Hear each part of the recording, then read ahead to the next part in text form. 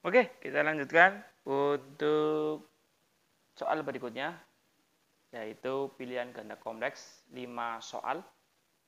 Berarti nomor 16 atau nomor 1 pilihan ganda kompleks. Ciri-cirinya, maksudnya kisi-kisinya, disajikan beberapa contoh dari makhluk hidup, siswa dapat menunjukkan ciri makhluk hidup mengeluarkan zat sisa. Jadi nanti ada beberapa pernyataan, misalkan ada 3, 4, atau 5, kira-kira yang termasuk ciri makhluk hidup mengeluarkan zat sisa itu yang nomor berapa saja. Contoh, kulit pada manusia mengeluarkan keringat. Itu ciri makhluk hidup mengeluarkan zat sisa. Yang kedua, ginjal pada manusia mengeluarkan urin atau air kencing. Itu juga ciri mengeluarkan zat sisa atau ekskresi. Paru-paru pada manusia mengeluarkan karbon dioksida. Itu juga termasuk ciri dari ekskresi atau makhluk hidup mengeluarkan zat sisa. Misalkan kalau ada air mata dikeluarkan oleh manusia, itu bukan ekskresi atau bukan ciri makhluk hidup mengeluarkan zat sisa. Jadi kalau ada orang menangis, itu bukan ciri-ciri ekskresi atau mengeluarkan zat sisa. Nanti kalian pilih yang mana yang termasuk ciri dari ekskresi atau mengeluarkan zat sisa. Yang nomor 7 atau 17 atau nomor 2 pilihan ganda kompleks, kisi-kisinya disajikan beberapa pernyataan, siswa dapat menentukan ciri-ciri hewan tipe oriental. Tipe hewan oriental itu hewan yang secara geografis berada di bagian barat, yaitu daerah Sumatera dan Jawa. Ciri-cirinya, yang pertama, biasanya saya sebutkan 2 saja, yaitu banyak mamalia besarnya, seperti komodo, bukan komodo, seperti badak, kerbau, gajah, atau harimau. Itu mamalia besar, ciri oriental. Ciri yang kedua adalah hewan atau burung yang berada di daerah oriental memiliki suara kicauan yang bagus. Itu ciri dari hewan oriental yang ada di Indonesia. Saya sebutkan 2 saja. Mamalia kebanyakan besar, dan yang kedua adalah burung memiliki kicauan yang berbunyi bagus atau berbunyi nyaring. Yang ke-8 atau 18 atau nomor 3, siswa dapat menyebutkan cara-cara yang tepat dalam pelestarian keanekaragaman hayati. Di sini berarti nanti masuknya ke konservasi in situ dan ex situ. Yang nanti muncul adalah ex situ. Ex situ itu konservasi makhluk hidup yang berada di luar habitat aslinya. Salah satu contohnya adalah pelestarian kebun plasma nutfah di Cibinong. Itu ex situ. Kemudian pembangunan taman buah Mekarsari di Cilengsi, Bogor. Itu juga ex situ. Nomor 18. Selanjutnya nomor 19. Kisi-kisinya, siswa dapat menyebutkan ciri-ciri salah satu planet dalam tata surya. Ciri-ciri planet yang nanti akan muncul adalah ciri-ciri dari planet Neptunus. Nah, saya ulangi. Ciri yang nanti akan muncul adalah ciri dari planet Neptunus. Nanti silakan kalian hafalkan ciri dari planet Neptunus. Salah satu cirinya adalah merupakan planet yang memiliki warna biru dan memiliki rotasi paling lama atau revolusi paling lama dari planet-planet yang lain. Itu ciri dari planet Neptunus. Yang terakhir untuk pilihan ganda kompleks. Siswa dapat menyebutkan ciri-ciri komet. Ciri-ciri komet apa saja? Nanti silakan kalian bisa pelajari. Yang pertama, ciri dari komet, benda langit yang mengelilingi matahari yang memiliki garis edar sangat lonjong atau bentuknya elips tapi lonjong, panjang. Itu ciri yang pertama. Garis edarnya lonjong. Yang kedua, partikel penyusunnya adalah debu dan gas yang beku ketika berada jauh dari matahari. Yang ketiga, ketika mendekati matahari, partikel-partikel penyusun terutama ekornya dia akan menguap yang akan menjauhi matahari. Jadi ekor dari komet pasti akan menjauhi ketika dia mendekati matahari, menjauhi matahari. Dan yang keempat, tersusun dari batuan-batuan kecil yang jumlahnya sangat banyak. Itu adalah ciri-ciri dari komet. Selanjutnya, menjodohkan. Ada 5 soal. Yang pertama, siswa dapat mengetahui ilmu yang mempelajari tentang klasifikasi makhluk hidup. Ilmu yang mempelajari tentang klasifikasi makhluk hidup disebut dengan taksonomi. Ulangi, namanya taksonomi. Selanjutnya, yang nomor 21 atau nomor 22 atau nomor 2, siswa dapat menyebutkan salah satu ciri-ciri dari makhluk hidup. Ciri-ciri makhluk hidup muncul kembali. Contoh,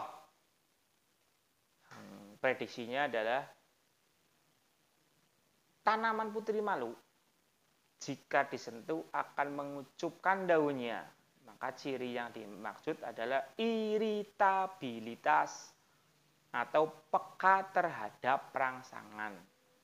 Ulangi, ciri yang dimaksud yang tadi saya sebutkan, daun putri malu akan mengucupkan daunnya, termasuk ciri iritabilitas atau peka terhadap rangsangan.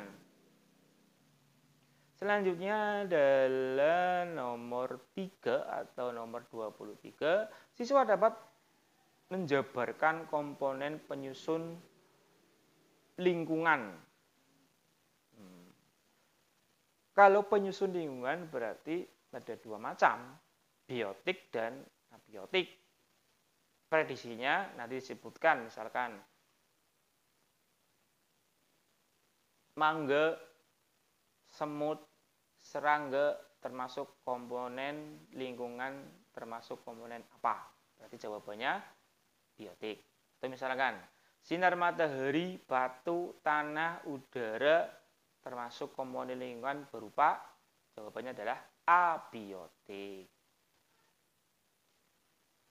Nomor 24 atau nomor 4, siswa dapat menjelaskan perputaran faktor-faktor kimia pada komponen biotik dan abiotik. Perputaran komponen.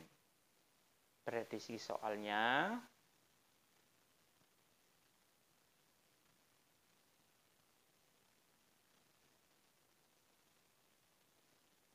komponen-komponen ini akan berputar pada lingkungan baik itu biotik atau biotik. Salah satu prediksinya adalah pengertian dari daur biogeokimia. Saya ulangi, prediksi soalnya pengertian dari daur biogeokimia.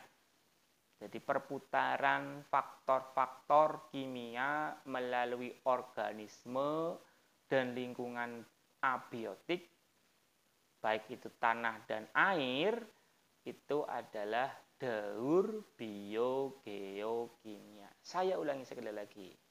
Prediksi soalnya adalah daur biogeokimia. Apa itu daur biogeokimia?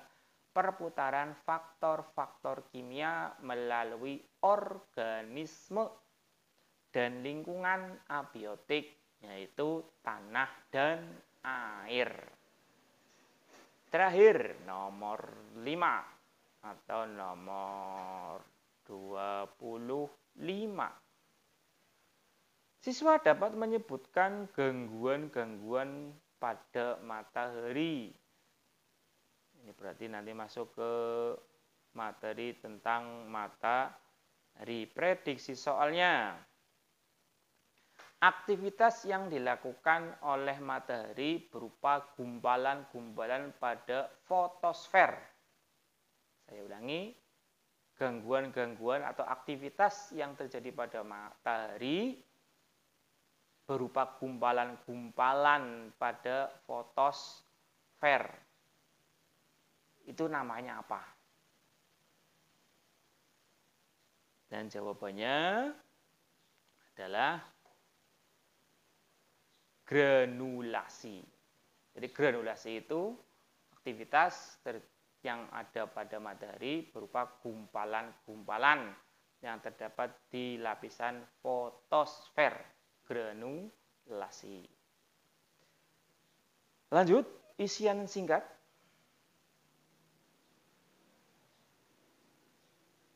Isian singkat yang pertama, siswa dapat menyebutkan salah satu ciri makhluk hidup. Ini mudah sekali, ciri makhluk hidup muncul lagi.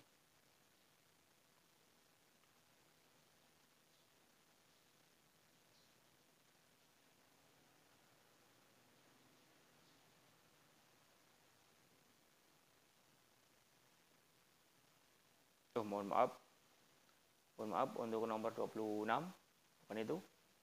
Itu nanti masuk ke nomor 27 atau nomor 2 isian singkat. Yang pertama untuk isian singkat. Siswa dapat mengetahui urutan takson dari yang terendah sampai yang tertinggi. Nanti kalau bentuk soalnya isian singkat, kemungkinan besar cuma ada 2 macam. Yang paling tinggi atau yang paling rendah. Kalau yang tertinggi berarti kingdom jawabannya. Kalau yang paling rendah jawabannya spesies. Titik. Sudah itu aja. Baru nomor 2 atau nomor 27, siswa dapat menyebutkan salah satu ciri makhluk hidup. Prediksi soalnya.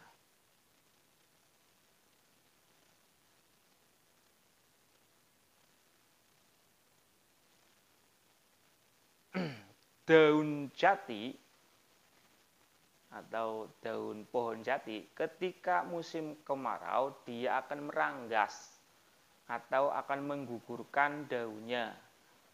Itu pernyataannya. Pertanyaannya, ciri yang terdapat pada pohon jati yang menggugurkan daunnya adalah ciri apa? Jawabannya adalah adaptasi atau menyesuaikan diri terhadap lingkungannya. Contoh prediksi soalnya. Kemudian yang nomor 28 atau nomor 3 isian singkat. Siswa dapat mengetahui tempat pelestarian hewan langka dan hampir punah yang ada di Indonesia. Prediksi soalnya yaitu Taman Nasional. Kalau Taman Nasional berarti in situ. Kemungkinannya yang terkenal ada 2 macam, yaitu komodo di NTT dan badak berjula 1 di ujung kulon. Saya ulangi, prediksinya ada 2 macam. Komodo itu ada di NTT, di Pulau Komodo, Nusa Tenggara Timur. Dan prediksi yang kedua adalah Taman Nasional Ujung Kulon, yaitu badak berjula 1. Yang nomor 29 atau nomor 4, isian singkat. Disajikan gambar jaring-jaring makanan, siswa dapat mengetahui peran salah satu hewan dalam rantai makanan tersebut. Jadi gini, nanti ada sebuah gambar jaring-jaring makanan. Jaring makanan biasanya dimulai dari produsen, nanti produsen dimakan konsumen 1. Konsumen satunya tidak cuma 1, tapi ada 3 atau 2 atau 4 dan seterusnya. Nanti konsumen 2-nya ada berapa dan seterusnya. Nanti yang dimaksudkan ditunjukkan pada pertanyaan, misalkan tanaman dimakan oleh ulat, dimakan oleh tikus, dimakan oleh misalkan burung. Pertanyaannya misalkan, tikus berperan dalam rantai makanan tersebut sebagai apa? Punya perannya sebagai apa? Jadi jawabannya, kalau tikus berarti konsumen 1 atau konsumen primer. Seperti itu. Yang terakhir untuk isian singkat atau nomor 30, disajikan narasi tentang gerakan bumi pada porosnya. Siswa dapat menyebutkan akibat dari pergerakan bumi tersebut. Contoh prediksi soalnya. Akibat dari rotasi bumi, seolah-olah matahari mengelilingi atau mengitari bumi. Bumi tidak bergerak, tapi matahari yang bergerak. Seolah-olah terbit dari arah timur, terbenam di arah barat. Nah, kira-kira dari peristiwa tersebut termasuk peristiwa apa? Peristiwa yang dimaksud jawabannya adalah gerak semu harian matahari. Jadi pergerakan bumi terhadap matahari menimbulkan seolah-olah matahari mengelilingi bumi atau bergerak terhadap bumi. Itu adalah gerak semu harian matahari. Untuk isian singkat sudah selesai. Yang terakhir adalah esai. Esai panjang. Ada 5 soal. Saya minta untuk esai harus kalian isi semua dengan jawaban yang masuk akal dan masuk logika. Di sini tidak ada hitung-hitungannya. Mau tidak mau silakan kalian belajar, kalian pahami dan hafalkan materinya. Yang nomor 1 atau nomor 31 untuk uraian. Siswa dapat menyebutkan ciri-ciri makhluk hidup. Berarti nanti disajikan sebuah narasi. Kemudian narasi tersebut menggambarkan berbagai macam ciri makhluk hidup.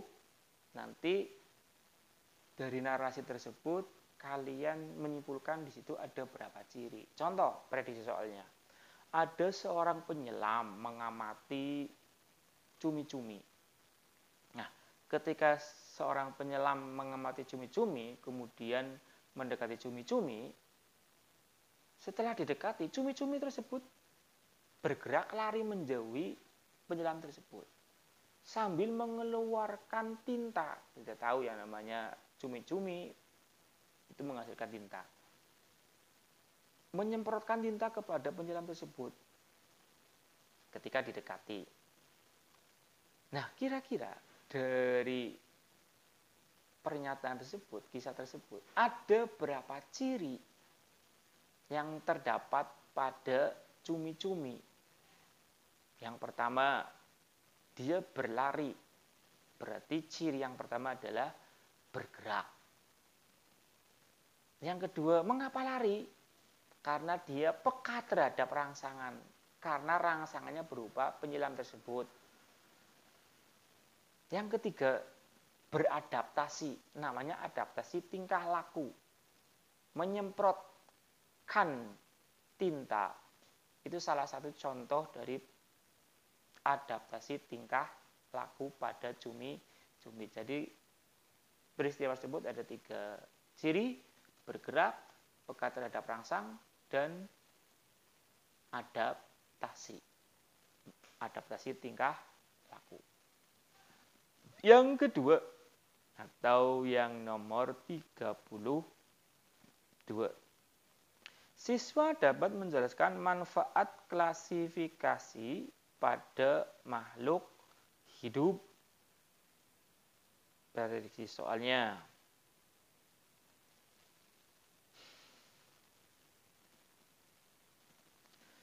Jelaskan manfaat ciri-ciri makhluk hidup. Kalau tadi ada soal ciri-ciri makhluk hidup, kalian bisa jawab otomatis. Untuk yang nomor 2 pun juga bisa menjawab. Salah satu manfaat dari ciri-ciri makhluk hidup itu adalah mengetahui hubungan kekerabatan antara makhluk hidup yang satu dengan yang lain, kemudian mengetahui perbedaan fisik dari makhluk hidup yang satu dengan makhluk hidup yang lain. Ini mudah, ini sudah dibahas tadi di atas. Kemudian menyederhanakan objek atau menyederhanakan objek studi ketika kita mau mempelajari sebuah makhluk hidup. Jadi supaya lebih mudah dipelajari. Selanjutnya yang nomor 3 atau nomor 33, disajikan gambar rantai makanan. Siswa dapat memprediksi peristiwa yang terjadi jika salah satu komponen penyusun rantai makanan punah.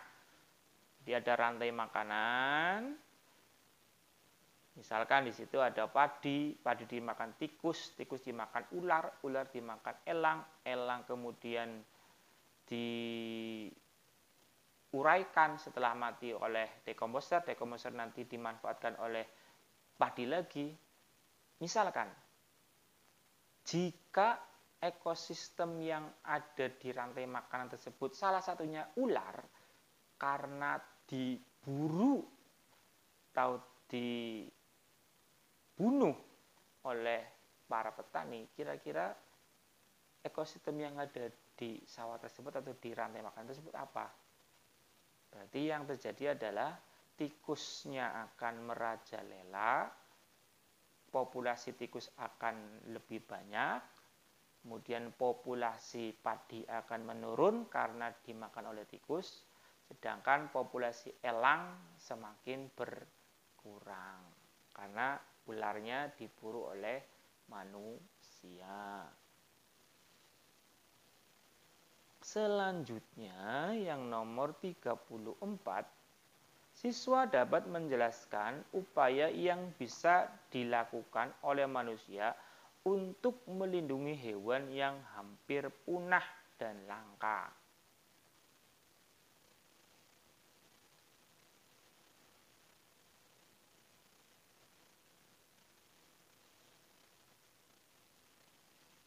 Contoh prediksi soalnya.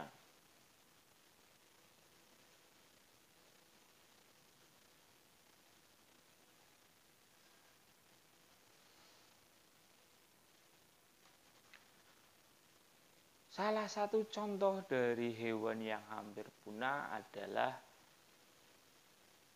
harimau Sumatera. Harimau Sumatera habitatnya semakin mengecil atau semakin sempit. Untuk melindungi harimau tersebut dari kepunahan, bagaimana caranya? Salah satu cara untuk melindungi hewan dari kepunahan adalah menggunakan metode konservasi ex situ, di mana konservasi ex situ itu mengambil hewan yang hampir punah, ditempatkan di tempat yang bukan habitat aslinya, tetapi tempat tersebut dibikin seperti aslinya. Harimau Sumatera adanya di Sumatera. Kalau kita menggunakan konservasi ex situ, maka di Jawa pun bisa ada harimau Sumatera.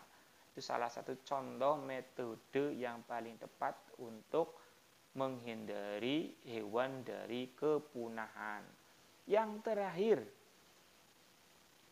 nomor 35. Siswa mampu menjelaskan proses terjadinya gerhana matahari. Yang namanya mampu menggambarkan gerhana matahari berarti kalian disuruh menggambar gerhana matahari seperti apa. Kalau gerhana matahari seperti apa, berarti nanti ada gambar matahari, kemudian di tengah-tengahnya itu ada bulan, dan yang paling pinggir itu ada bumi. Kalian gambarkan, kemudian kalian jelaskan. Itu prediksi soal untuk nomor 35. Demikian, dari awal sampai akhir sudah saya jelaskan kisi-kisi untuk SAT mata pelajaran IPA, ada 35 soal. Sudah saya jelaskan kisi-kisinya beserta prediksi soalnya. Silakan dipelajari lagi, dibuka lagi bukunya, dipersiapkan yang lebih serius. Saya doakan hasil yang akan kalian dapatkan bisa lebih maksimal, paling tidak bisa melebihi KKTP yang sudah ditentukan, yaitu pada nilai 80. Selamat belajar, selalu semangat belajar untuk meraih cita-cita kalian.